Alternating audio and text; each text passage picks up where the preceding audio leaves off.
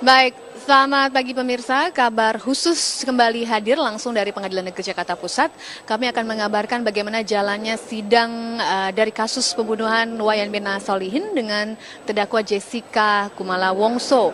Hari ini memang merupakan sidang yang ke-15 karena kita tahu sidang-sidang sebelumnya sudah menghadirkan sejumlah saksi dan pada Kamis pekan lalu ada 2 saksi yang dihadirkan oleh pihak jaksa penuntut umum. Yang pertama adalah saksi merupakan ahli toksikologi Imade Gelgel dan kemudian saksi yang kedua adalah ahli pidana. Nah, kedua saksi ahli yang dihadirkan pada Kamis pekan lalu memang mengungkap sejumlah fakta-fakta di persidangan. Salah satunya adalah ketika saksi ahli toksikologi yang mengungkapkan ia sempat membuat 6 skenario bagaimana kopi atau es kopi Vietnam yang diminum Mirna ini dimasukkan dalam racun. Artinya siapa saja yang berkemungkinan memiliki penguasaan dalam memasukkan racun ke dalam kopi Vietnam.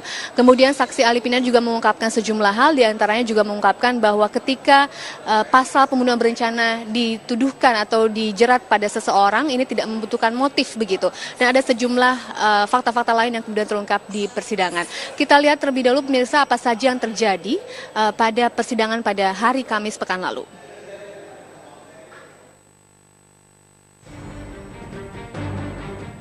Hari ini sidang kasus kematian Mirna Solihin yang menjerat Jessica Kumala Wongso kembali digelar di Pengadilan Negeri Jakarta Pusat. Pada sidang sebelumnya, jaksa penuntut umum menghadirkan ahli toksikologi forensik Imade Agus Gelgel Wirasuta dan ahli pidana Edward Omar Syarif. Perdebatan pengacara dan ahli toksikologi terjadi soal jumlah sianida yang diminum Mirna dan Hani. Saya tidak mengetahui saudara Mirna minum berapa banyak, tapi saya berusaha untuk merekonstruksi berdasarkan reaksi penetralan. Tadi saya sudah jelaskan. Oke, berarti saudara katakan sekarang sepakat ya, saudara tidak mengetahui berapa jumlah yang diminum Mirna, begitu? Saya memprediksi berdasarkan fakta yang saya dapatkan dan hitung sekitar 12 sampai 27 mili. Ya. Jadi pernyataan saudara saya ulangi supaya jangan salah nanti, jangan saya salah nanya. Saudara tidak mengetahui sebenarnya berapa, tapi saudara prediksi. Betul, kan begitu? Perdebatan juga terjadi antara pengacara dan pakar hukum soal validitas CCTV sebagai alat bukti di persidangan. Saya mau bacakan ketentuan pasal 188 ya. Petunjuk sebagai dimaksud dalam ayat 1 hanya dapat diperoleh dari keterangan saksi, surat, keterangan terdakwa, penilaian atas kekuatan ya itu aja ya. Jadi jelas petunjuk itu hanya bisa diambil hanya diperoleh dari keterangan saksi, surat, keterangan terdakwa, tidak dari barang bukti elektronik. Ini pasal 188. Kenapa saudara bisa masukkan elektronik kepada petunjuk? Coba dilihat dalam kalimat yang berikut.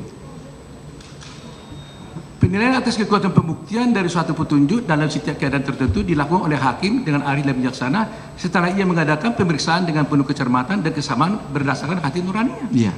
Jadi apapun. Tapi sumbernya petunjuk itu 3. Tidak demikian. Sekali lagi, alat bukti petunjuk itu adalah hal yang melekat pada saya baca ya, hakim. Saya baca ya. Iya.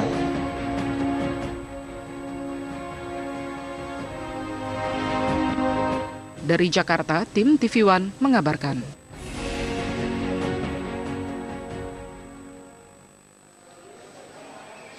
Baik, untuk sidang hari ini memang kami sudah mendapatkan sejumlah informasi siapa-siapa saja yang akan dihadirkan dalam persidangan. Informasi yang kami terima sejauh ini pada pagi hari ini perlu dikonfirmasi kembali, akan dihadirkan 2 ahli, yaitu bisa ahli toksikologi atau ahli hukum pidana, dan ada juga informasi yang akan dihadirkan adalah kriminolog yang kemudian akan hadir di persidangan kali ini. Ada saksi lainnya yang barangkali bisa juga dihadirkan oleh jaksa penuntut umum yang memang selama ini ditunggu-tunggu sudah beberapa pekan terakhir kita dengar akan dihadirkan oleh jaksa penuntut umum, yaitu pembantu rumah tangga dari Jessica Kumala Wongso. Namun kami juga belum mendapatkan kepastian siapa saja saksi atau ahli yang akan dihadirkan pada persidangan pada hari ini. Nah, saya tidak sendiri. Pada pagi hari ini saya juga sudah bersama dengan pakar hukum pidana, Bang Nasrullah, yang sudah ada bersama saya pagi hari ini. Halo Bang, selamat pagi. Pagi Mida, selamat pagi pemirsa. Baik, mengenai saksi ahli di persidangan yang dalam beberapa pekan terakhir dihadirkan di persidangan. Ada saksi, ada ahli. Barangkali Bang Nasrullah bisa menjelaskan, ini sama apa tidak? Ada perbedaan tidak? Gini, saya harus jelaskan dulu. Dengan berlakunya KUHP, alat bukti itu bertambah satu, yaitu keterangan ahli. Dulu sebelum berlakunya KUHP, semasa masih berlakunya HIR sebagai hukum acara pidana kita, tidak dikenal alat bukti keterangan ahli. Yang ada adalah alat bukti saksi. Jadi kalau ada seorang ahli yang memberikan keterangan, itu disebutnya saksi ahli. Seperti yang Mita sampaikan tadi, itu saksi ahli itu terminologi hukum acara pidana yang lama, HIR. Nah, terminologi sekarang dikenal alat bukti, keterangan saksi, keterangan ahli, surat, petunjuk, dan keterangan terdakwa. Tadi yang Mita sebutkan minggu yang lalu didengarkan 2 orang keterangan ahli, terus dua orang keterangan saksi ahli. Sebenarnya itu yang lebih tepat menurut terminologi hukum acara pidana sekarang adalah 2 orang keterangan ahli, 2 orang ahli yang didengar. Oke, kita masuk pada persidangan pekan lalu, Bang Nasrullah. Ada 2 keterangan ahli yang dihadirkan dalam persidangan. Kita masuk kepada keterangan ahli hukum pidana. Ada sejumlah hal yang disampaikan ketika persidangan berlangsung. Ada perdebatan antara tim kuasa hukum Jessica dengan keterangan ahli. Ketika ahli menyatakan bahwa pasal 340 pembunuhan berencana tidak perlu dicari motifnya. Anda sepakat soal ini? Gini, setiap tindak pidana pelaku kejahatan di dalam doktrin ilmu hukum pidana itu disebut harus ada willen dan wetten.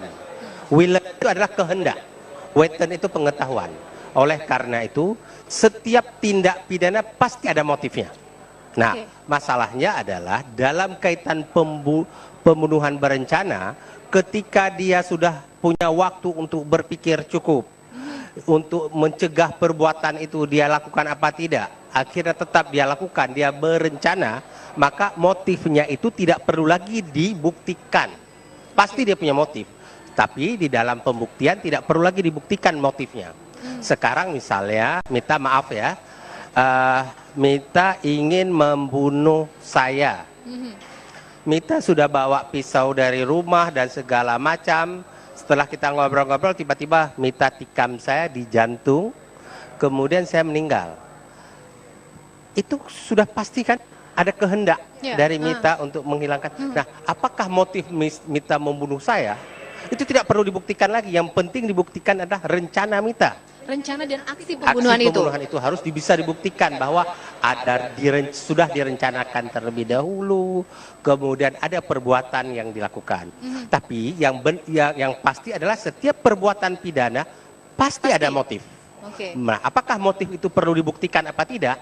Nah, untuk kasus pembunuhan berencana 340 tidak perlu dibuktikan lagi. Karena yang tahu motif itu kan hanya Mita sendiri. Pelaku saja. Kalau Mita tidak bunyi atau tidak pernah ngomong ke siapapun bahwa ingin bunuh Pak Nasrullah itu dengan alasan begini-begini, siapa yang tahu hati Mita? Hanya Mita dan Tuhan. Jadi karena itu motif itu tidak perlu dibuktikan. Tetapi pasti ada motif.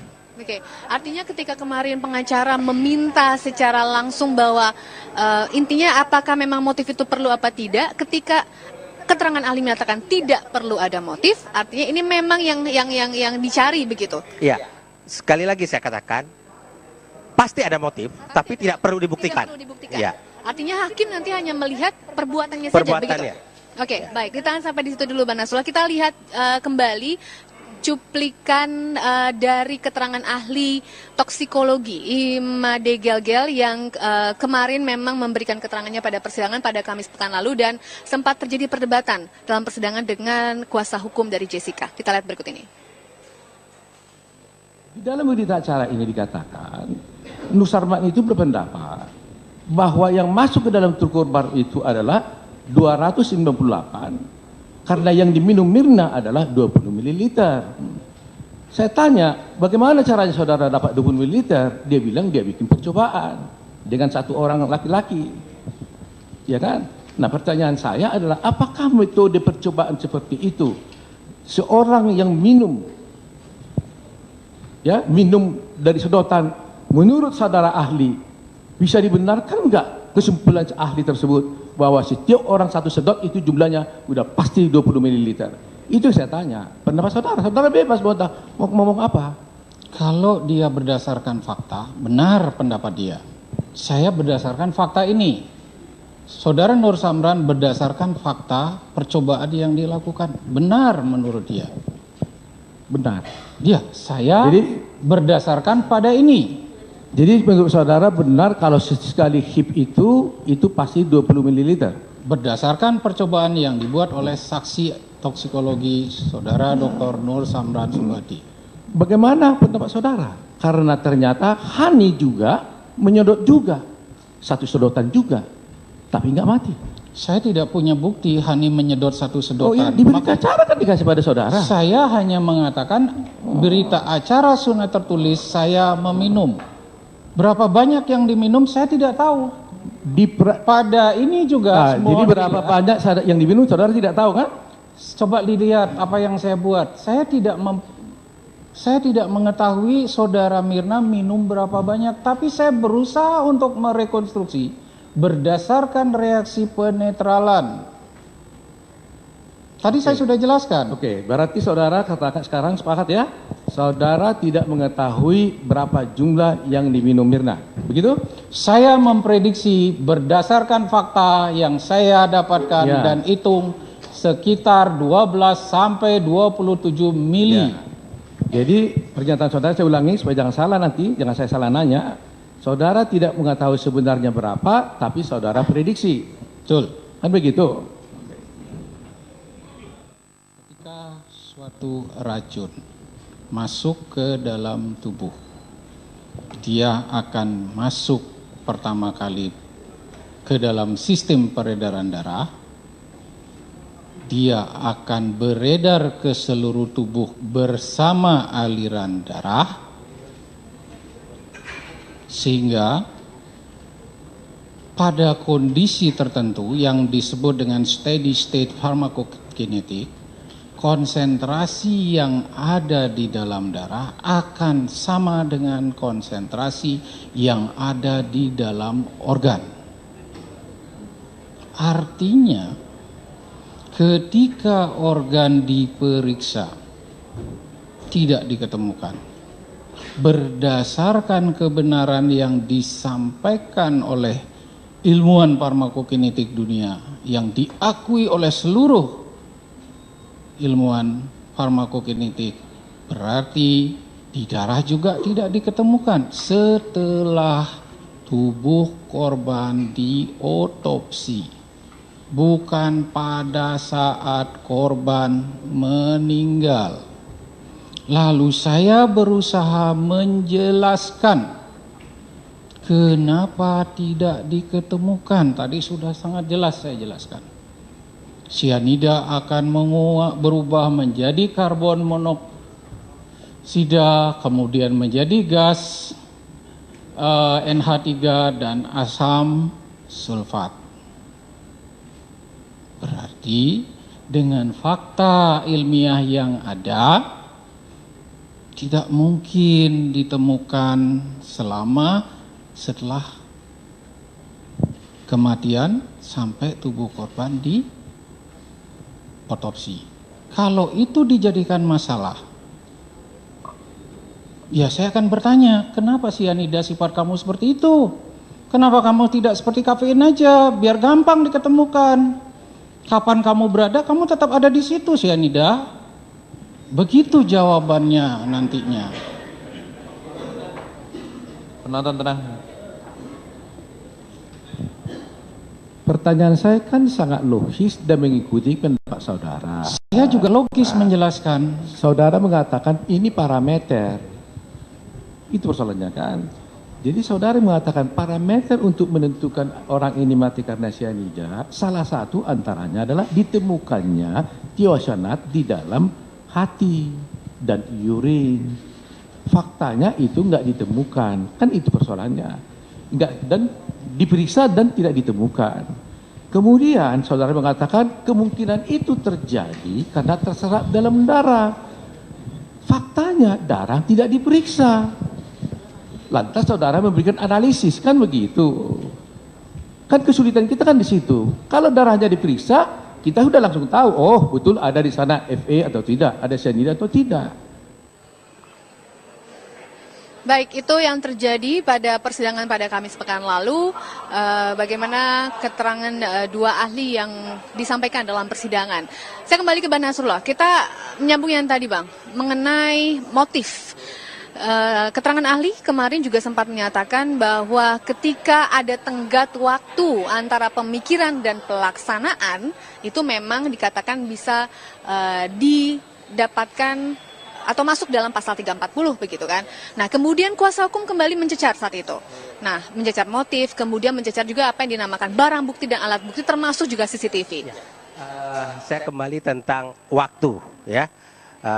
Gini, saya tidak masuk ke case itu, tapi saya memberikan case umum, saya memberikan pengetahuan umum masyarakat. Masyarakat bisa menggunakan sebuah alat ukur menguji sebuah kasus yang ada dalam proses peradilan. Jadi gini, tadi Mita saya bilang membunuh saya. Ini dalam keadaan lain. Kita lagi diskusi ngobrol-ngobrol hari ini. Saya melontarkan sebuah pernyataan yang sangat menyakitkan bagi Mita. Mita itu marah sekali. Marahnya sedemikian rupa. Terus saking marahnya Mita pergi keluar cari alat untuk mukul saya. Nah, saat itu Mita belum bisa berpikir jernih. Ada selang waktu 5 menit. Nah, tapi selang waktu 5 menit itu belum tentu rencananya untuk membunuh saya. Karena itu terbawa emosi yang masih sangat tinggi. Tapi beda halnya. Setelah selang waktu cukup, maka kemarahan yang membludak itu telah bisa reda. Maka Mita pergi keluar cari alat memukul saya, itu sudah bisa masuk dalam berencana, motif yang berencana. Nah, itu dibedakan lagi, Bang. Artinya antara dalam kondisi normal, stabil tanpa emosi dengan jernih. Ya, dia sempat, waktu itu. Intinya adalah setengah waktu itu dia sempat berpikir untuk sengaja membunuh. Nah, jadi ada tengah waktu dia berpikir jernih. Jadi gini, ukurannya apa? Berapa lama? Tidak ada ukuran. Nah, makanya di dalam kasus-kasus pembunuhan berencana, jaksa penuntut umum tidak pernah berani menggunakan pasal tunggal, dakwaan tunggal 340 toh. Dia selalu diselipkan dengan pasal 338, pembunuhan dengan sengaja.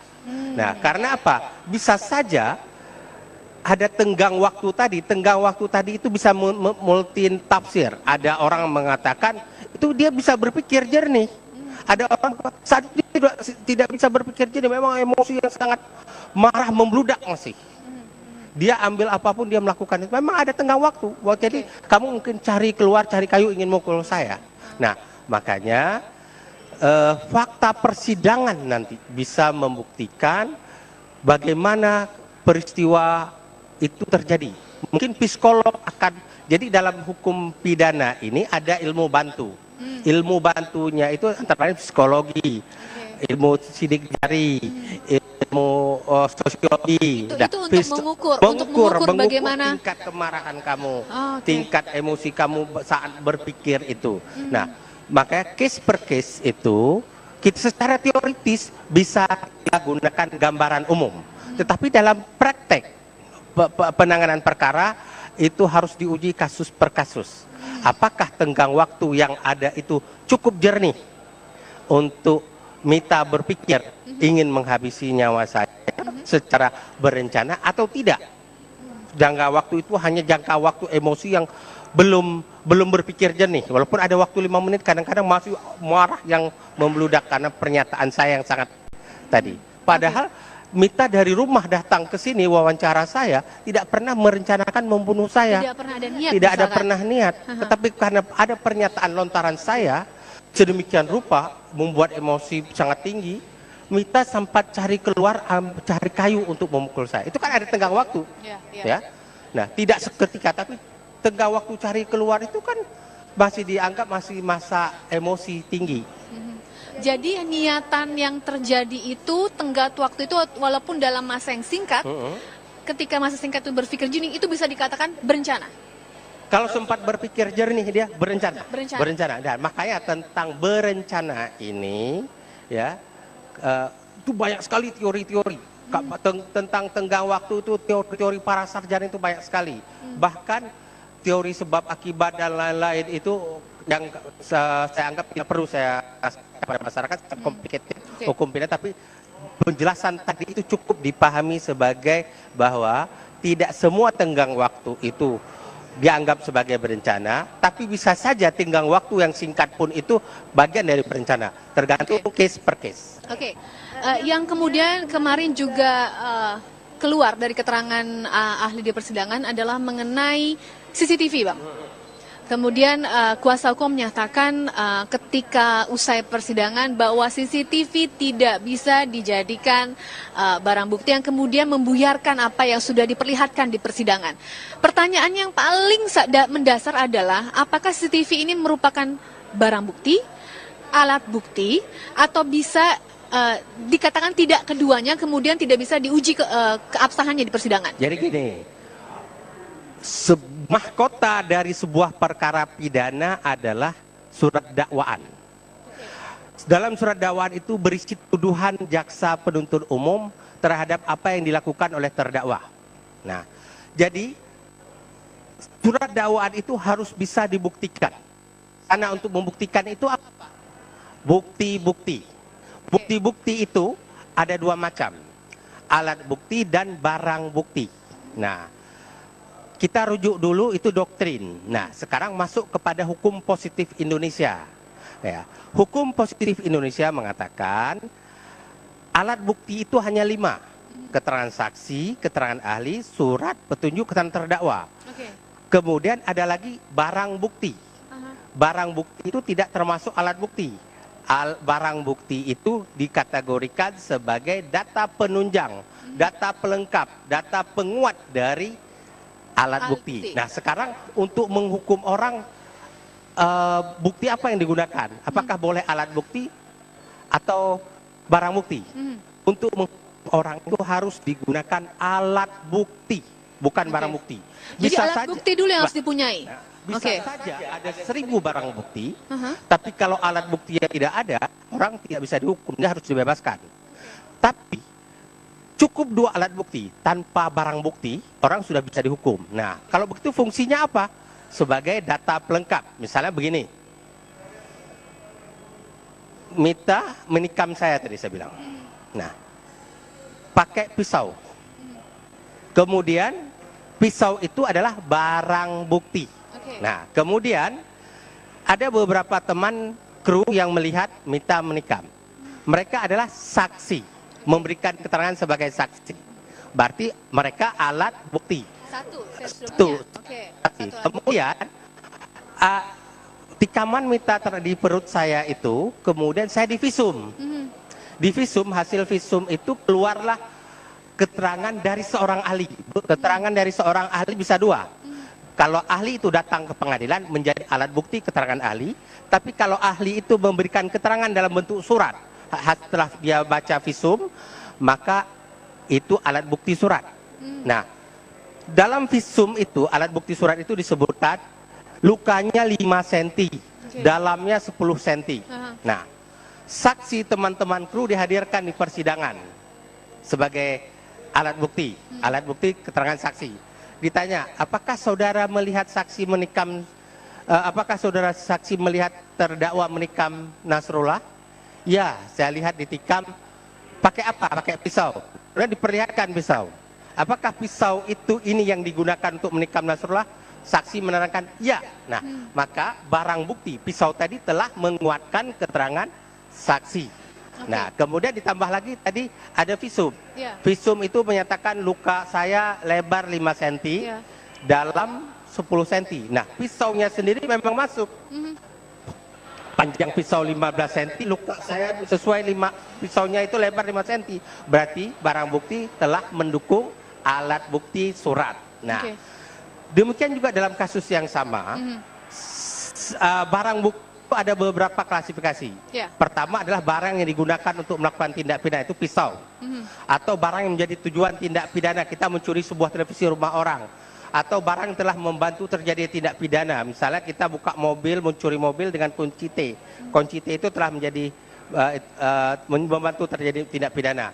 Kemudian barang yang tercipta dari hasil tindak pidana, uang palsu, KTP palsu, dan satu lagi adalah barang bukti berupa informasi dalam arti khusus. Apa itu? CCTV, video, ya, foto dan rekaman suara, itu barang bukti berupa informasi dalam arti khusus. Nah, kembali ke dalam kasus Jessica. Jika ditampilkan beberapa video itu, kemudian ada saksi yang dia ada di sana, hakim menanya atau penuntut umum bertanya, apakah itu Anda? Ya, saya. Andakah yang bawa gelas itu? Ya. Nah, kemudian Anda yang mengantar? Itu? Ya. Berarti gambar yang ada di CCTV itu telah mendukung keterangan saksi. Dan tapi yang harus diingat, barang bukti CCTV itu bukan bukti petunjuk. Salah fatal itu, bukan petunjuk. Tapi penunjang, Pak. Dia barang bukti sebagai penunjang alat bukti. Petunjuk itu benar yang dikatakan Pak Otto, itu hanya 3 pasal 188 KUHP itu petunjuk, sumber petunjuk. Pertama keterangan saksi, yang kedua surat, yang ketiga keterangan terdakwa. Jika keterangan saksi dan terdakwa saling bersesuaian atau keterangan saksi dengan surat saling bersesuaian, maka hakim memperoleh petunjuk. Jadi petunjuk itu hanya diperoleh oleh hakim di depan sidang nanti, bukan di tingkat penyidikan. Jadi sebenarnya dulu istilahnya semasa HR digunakan istilah hasil pengamatan hakim. Dengan KUHP sekarang diganti dengan petunjuk. Tapi ada penguraian. Nah, dalam praktek sekarang ini, baik penyidik maupun penuntut umum maupun hakim, kadang-kadang pengacara selalu salah berdasarkan petunjuk-petunjuk yang ada. Padahal berkas disebut petunjuk, barang bukti disebut petunjuk, itu salah. Penyebutan barang bukti sebagai petunjuk salah fatal dari doktrin. Nah, memang di negara-negara, beberapa negara seperti Amerika, barang bukti itu alat bukti. Nah, sekarang di RUU KUHP yang baru, kita telah melihat, memperbandingkan dengan berbagai negara itu, barang bukti itu kita masukkan sebagai alat bukti sekarang. Dan petunjuk kita ganti. Jadi petunjuk itu kita ganti dengan judicial notice, hasil pengamatan hakim, hasil catatan-catatan hakim di ruang sidang. Oke, baik. Sampai situ dulu, Bang. Jadi garis bawahi adalah CCTV adalah barang bukti sebagai penunjang. Penunjang dari alat bukti, keterangan saksi, surat atau keterangan terdakwa. Nah, kita lanjutkan nanti perbincangan. Kita akan kembali lagi berbincang dengan Bang Nasrullah sambil terus menantikan bagaimana jalannya sidang dengan terdakwa Jessica Kumala Wongso dalam kasus pembunuhan Wayan Mirna Salihin. Sesaat lagi.